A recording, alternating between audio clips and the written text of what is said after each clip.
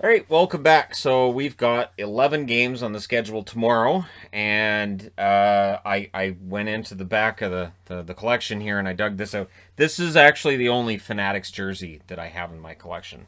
This is the Islanders Fisherman, and you can tell it's a Fanatics. That's so people ask what's the difference with the Fanatics. The logo is it's not a 3D logo at all. On camera, it looks the same. So on camera, it works, but I know. I know. And it's only because if you look for this on eBay, you are spending at least $350 for it. And no. So, all right, we got 11 games, starting with one at 9:30 in the morning Pacific, 12:30 p.m. Eastern. That's New Jersey Devils in against Pittsburgh Penguins, meaning you will get a video strictly of this game at the end of it. So we'll see whether or not there's any tension in this. Now, for today's preview, I'm doing it different. I want to talk about the percentages in terms of how they are this year to last year. There are so many teams right now with pumped up numbers, and there are also some teams with some really, really low numbers because of this tournament style that we're seeing played. Starting with New Jersey, we're 14, 26, and 6. They have a 370 points percentage. Last year, that was a 493. This year, Pittsburgh, 30, 14, and 3. They have a 670 points percentage. Last year, 623. And their points percentage was one of the better in the East. So, again, Pittsburgh's won 5 out of 7. I'd be very surprised if they don't win tomorrow. But New Jersey may have some fight in them. And since it's a young New Jersey team, it'll at least be fun to watch. Then at 3 o'clock Eastern, noon Pacific, the 31, 9, and 4. Colorado Avalanche in against the 19, 19, and 6 St. Louis Blues. And you want to talk about a difference from this year to last year? Colorado have a 750 points percentage. Last year, 657. This year, St. Louis has a 500 percentage. Last year, 662. So they've dropped 162 points. Colorado's gone up almost 100. So it's just a crazy season. Colorado's won 5 out of 6. Again, I'd have to say I'd be surprised if St. Louis wins tomorrow. But St. Louis has been surprising both ways. Sometimes they're surprising that they win games they shouldn't, and then they lose games they shouldn't. So it seems to be evening out, and there you got your 500 record. Then we have a 4-hour break between this game and this game. So again, you're going to get just a single review of this game as well. And then we got 9 games at night. So we're starting with 1, 2, 3, 4, 5 at 7 Eastern, 4 Pacific, which isn't bad. Again, Saturdays are not nearly as hectic as Thursdays. And next Thursday is the last really, really hectic Thursday. And then we've got a couple of Saturdays that right now look really hectic. I do wonder if they're going to move a few of those to matinee on that final Saturday. So 7 Eastern for Washington and the Islanders. Of course, Washington won 1-0 in a shootout. 30, 13, and 4 is their record. 29, 13, and 5 is the record for the Islanders. The Capitals, 681 points percentage. Last year, 652. And last year, their number was considered to be fantastic as well. This year, the Islanders, 670. Last year, 588. So, Islander fans, right to think, hey, we're playing better this year. The numbers would say yes. Washington's won 4 out of 6. That means there's 2 more left. Those are the next 2 games for these teams. We'll see whether or not Washington can make it 5 and maybe 6 out of 8. And then they have an inside track on winning the division. For the Islanders, got to win tomorrow, and you probably want to do it in regulation. 7 Eastern, 4 Pacific is also the start time for Carolina and Florida. Carolina 31, 10, and 5. Florida 30, 13, and 5.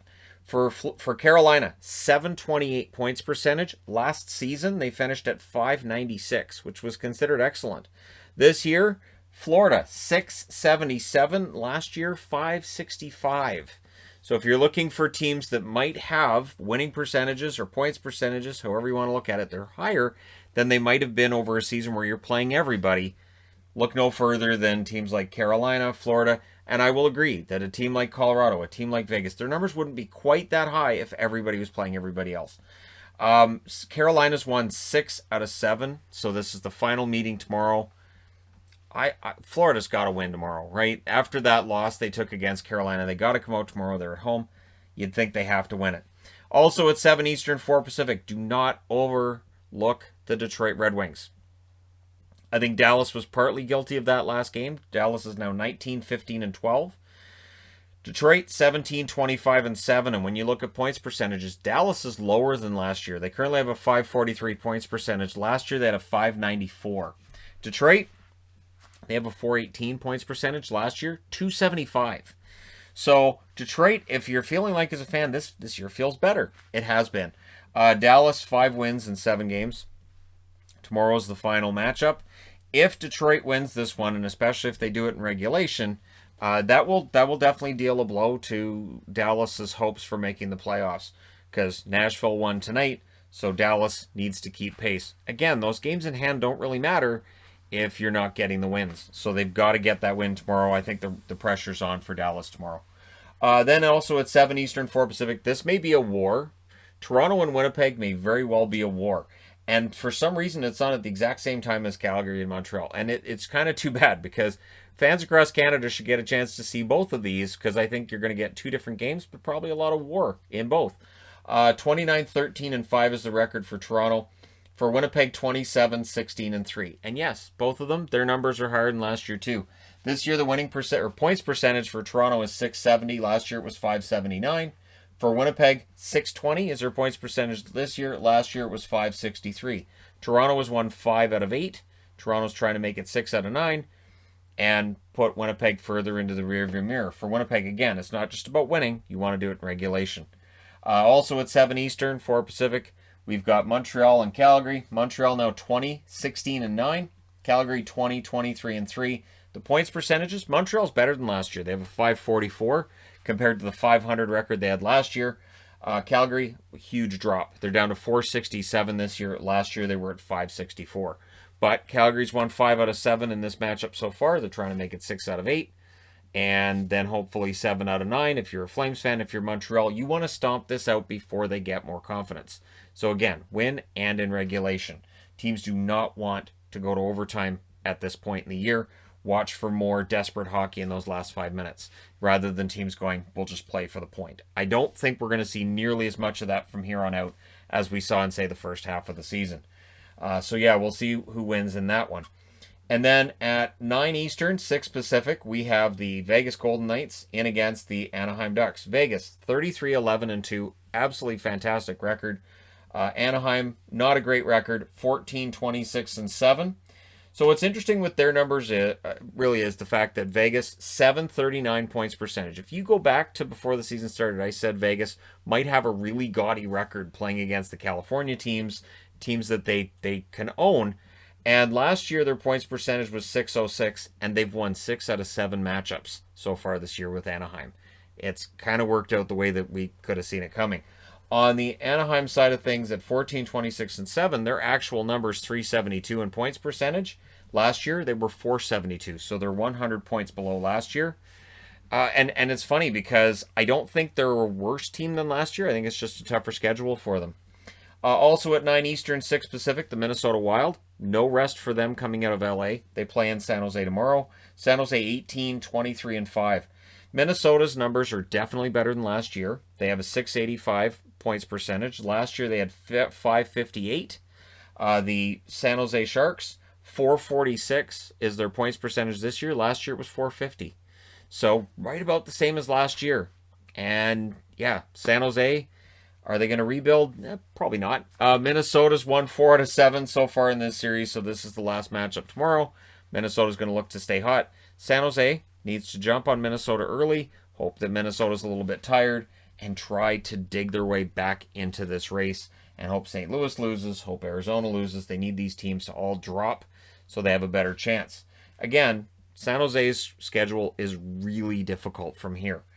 Now, at 10 o'clock Eastern, 7 Pacific, you get 2 games starting, including Vancouver, who are 18, 19, and 3, at home against the 17, 26, and 4 Ottawa Senators. Interestingly enough, Ottawa, their points percentage this year is 404. Last year it was 437. So that really slow start they got off to this year really hurt them in the long run. Vancouver, 488 points percentage. Last year it was 565. It has been a drop. We all know they got off to the horrible start.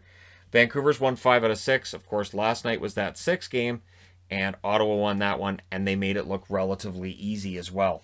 So Vancouver needs to bounce back. They need to get a goal early. They need to get their confidence back up. But again, I understand they're coming off of that month off and everything, but the game we saw last night against Ottawa, I've seen plenty of those games with Vancouver this year. So it is part and parcel of why Vancouver's had their struggles this year and why they're in this situation where they're below 500. Then at 10 Eastern, also Arizona in LA. So LA again, back-to-backs for them. Arizona 20, 22, and 5. LA 17, 21, and 6. If LA is going to get back into the race, much like San Jose, win tomorrow night, you got to do that. For LA, their points percentage is at 455. But for the Arizona Coyotes, their points percentage isn't much better. Yeah, no, that's correct. 479. I had to double check. I'm like, 479. It seems low. That seems low. They're only 2 games below 500, but yeah, 479. So last year, Arizona had a points percentage of 529, and it felt like they were digging their way back into respectability, and this year it's kind of fallen. But 4th place is still there if somebody wants to claim it. Who wants it? Anybody? Your reward is to get killed by Colorado or Vegas in the first round. So yeah, LA, their points are almost exactly the same as last year. Last year 455, or this year 455 in points percentage. Last year 457. LA has won 3 out of 5 in this setup so far, so they have 3 games left. LA needs to sweep these games against Arizona. They need to win all 3. They need a little bit of help from teams beating St. Louis. But again, the schedule, it may work out okay for LA. Of course, there are those 4 games against Colorado. Bit of a problem there. But between now and then, they've got Arizona, they've got Anaheim. They can win those games. They can get themselves back in the hunt. So let me know your winners, who you're picking in these games behind me in the comment section below. Do it on the Discord as well. So Discord's always linked in the description of the video.